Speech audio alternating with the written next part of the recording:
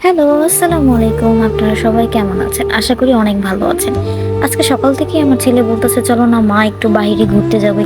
তো কি করার, কাজ শেষ করে ছেলেকে নিয়ে বের হয়ে গেলাম। কোথায় যাব তাও জানি না।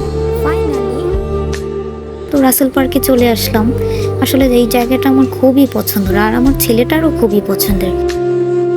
সে এখানে আসলে তার পছন্দ মতো জায়গায় চলে যায়। আমাকে ফেলেই ওখানে আগেই চলে যায়।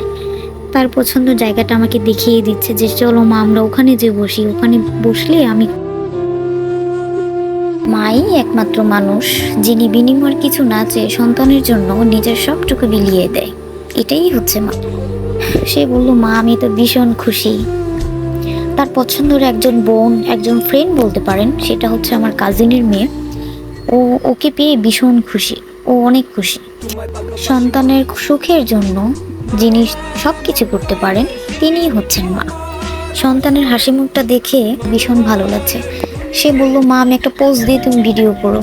এখন আমার কাজিনের মেয়ে চলে আসছে, বলল, "আর না আমাকে একটু ভিডিও করো না।" হাই, ও ভীষণ খুশি। ওকে একটু ভিডিও করলে ও অনেক খুশি হয়। আর যদি ছবি তুলতে চাই ও তো ভীষণ খুশি। এখন একটু চা নিয়ে নিলাম, কারণ অনেক গরম পড়েছে আর মাথাটা অনেক ব্যথা করতেছে। আকাশটা এত ভালো। আর এটা হচ্ছে আমার আরেকটা কাজিন। ও সাজলে ওকে এত সুন্দর লাগে, আমার ভীষণ ভালো লাগে। আপনাদের কাছে কেমন লাগবে জানি না। তো আমাদের ঘুরতে ঘুরতে চাটা নেওয়া হয়ে যাচ্ছে আর আমরা বাসায় চলে যাব। চিন্তা করলাম বাইরে যেয়ে কিছু খেয়ে নিই। এটা তো আমার কাছে ভীষণ ভালো লেগেছে, তার জন্য একটু ভিডিও করে নিলাম।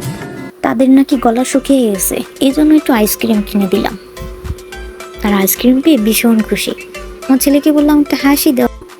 আমি যখনই এখানে আসি আমি চাপটি খাবই, কারণ আমার চাপটিটা ভীষণ পছন্দের। আর ওদের জন্য নিয়ে নিলাম একটু আগের শরবত।